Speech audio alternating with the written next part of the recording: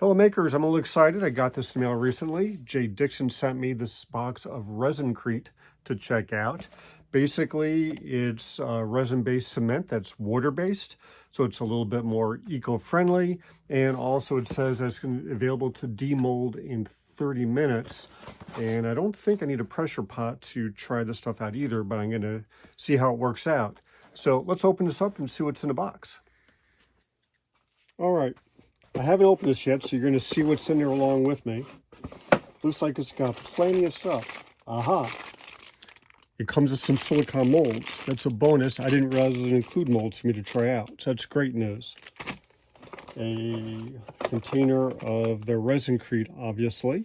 It seems like a decent amount, and I should be able to make plenty with this.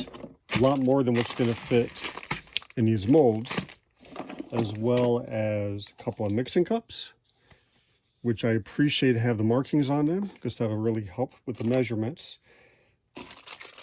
Some dies, that's always convenient, so I can try out some different color combos. I'll probably try multicolored swirl, see how that works out.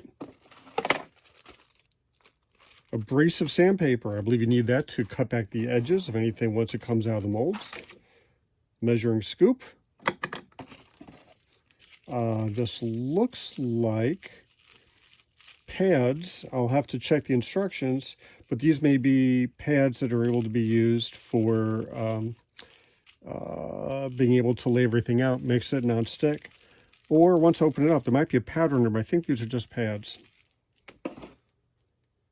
Wax, I'm assuming this is to help with demolding. And a spatula for, I'm assuming, mixing as well as spreading. So, stick around and we'll see what I end up making with this. I've gone through, read some of the instructions. This stuff is supposed to be really easy to mix up. It has a 10:3 ratio by weight. I'm going to mix up about 150 grams of this material, which means I'm going to need 45 grams of water.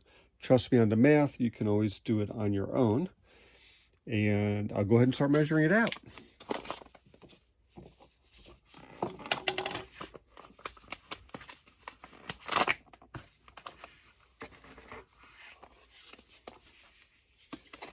This should be the right amount for what I need. I'm going to try to make a couple of coasters. It's a nice, simple project, good size, and it'll give me a chance to test some things out. What I'm really going to be experimenting with here is with the colors. The kit comes with a series of colors.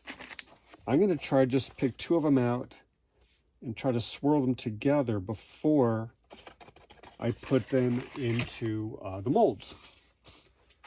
That's about 150 grams of material. Now I'll go ahead and measure out the water.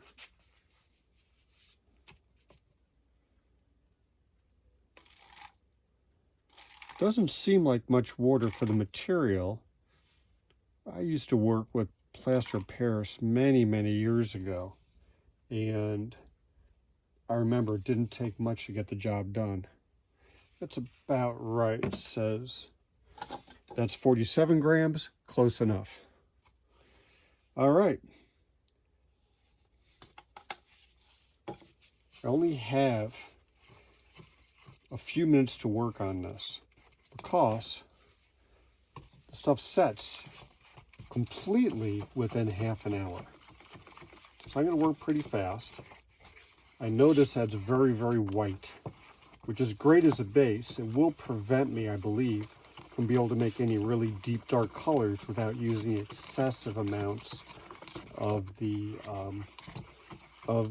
pigments that it came with in the kit. So I think I'll keep it fairly simple. And we'll just see what they look like as I start adding pigments, and I'll decide what my color scheme is going to be.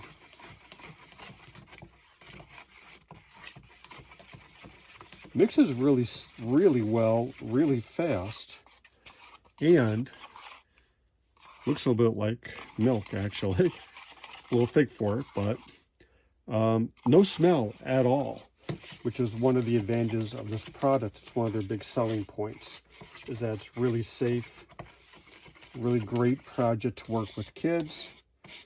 I see nothing in there, so let's go ahead and start mixing in some pigments.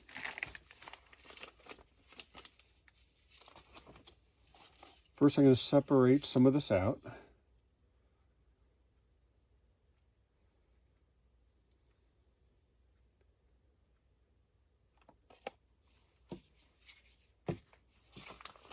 I'm curious what these are going to look like.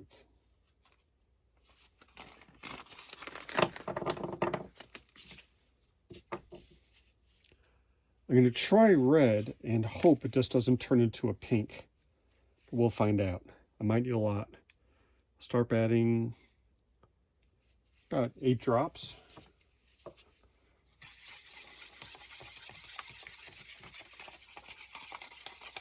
And yeah, it definitely has a pink hue to it. So I'm going to be adding some more.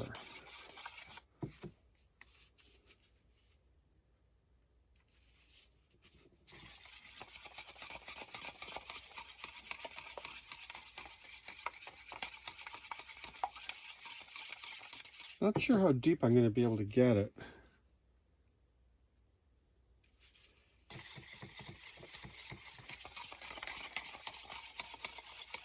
Well, it's a darker pink now. And even though it's not really what I wanted, in order to make a change to it, I think I'll add some blue to give it more of a purple hue. That'd be more along the lines of what I think I'd like. Let's see what we have.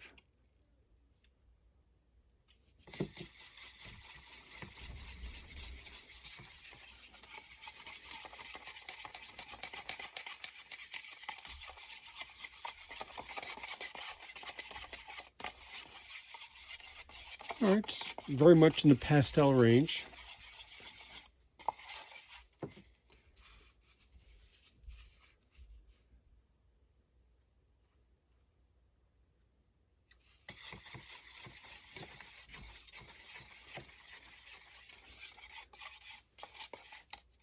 See what happens with the other. This one, I'm going to go with the yellow.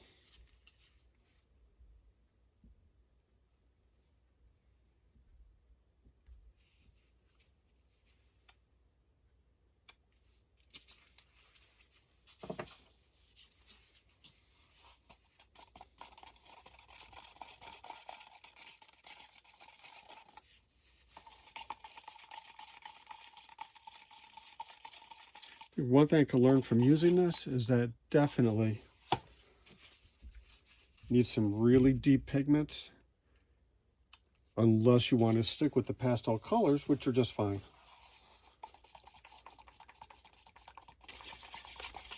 Because of the nature of the molds with some really tight sections in it, I really won't be able to mix this in the mold. I'm going to mix in advance, and hopefully this won't blend completely together. I'm just going to give it a very light swirl, and then we'll pour them into these coaster molds. So here goes.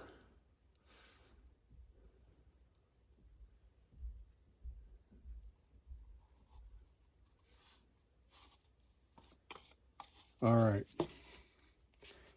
I think I'll use the smaller stick to just swirl this together slowly and get a bit of a psychedelic effect. Nice. Let's pour them in.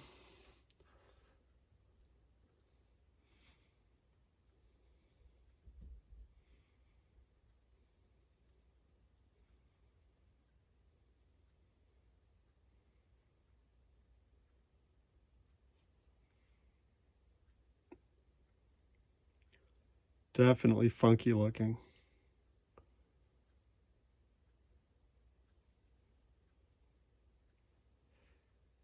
A little bit like an acrylic pour.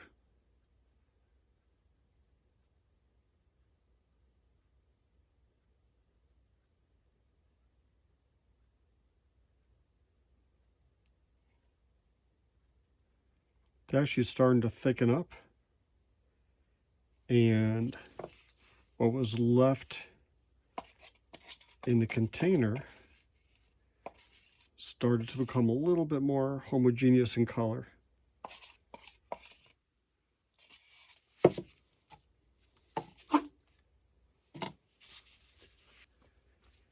Looking at the coasters and realizing that they didn't really completely fill up, I decided to try something to top them off. I'm mixing up just a little bit more. And for experimentation, which is what this whole thing is, I'm going to try this purple black diamond powdered pigment and mix a bunch of that in there and see what it looks like. And we'll top off these coasters, which will give a two-layered effect. What I'm doing to make sure it's mixed in is I'm mixing some of this pigment in directly with the powder before I add the water.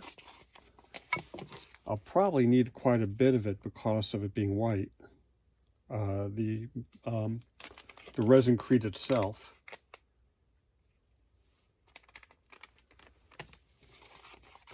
It's got a really fun purple sparkle to it. We'll see how it works out.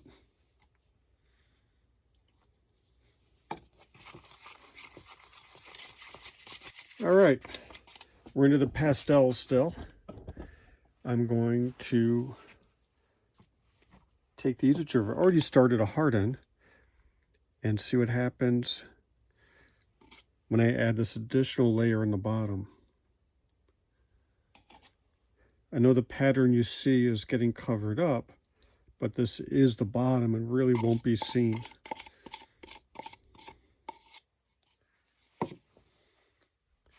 I felt like I needed more in order to give the coasters a little more stability since the molds weren't completely filled up.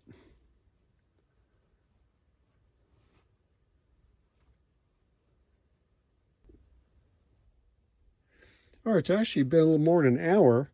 Let's pop these out and see how they look. Oh, look at that. They're just sliding right out. That's pretty darn nice. Let's see how the other one looks.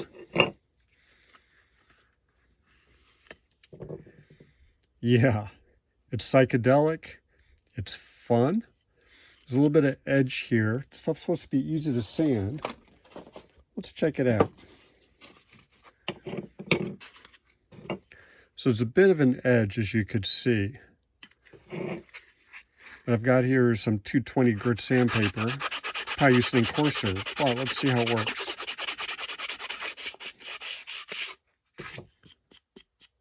Oh, look at that. That smoothed it right up. So all I need to do is finish sanding down these edges a bit. I might even just stick it on my belt sander to smooth it out real quick. And I've got some pretty interesting coasters. The stuff is just like cement. It feels like it, except a really fine one, like a cross between cement and plaster. Definitely strong.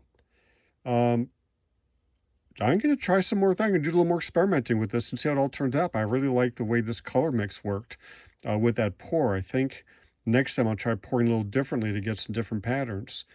If anyone's interested in getting any of this, now that I've tried it and feel like I can recommend it, I actually do have a code for purchasing this in the description. So let me know what you think. If you get any, tell me what you make with it, and love your opinions. ResinCrete, first time using it, turned out pretty well.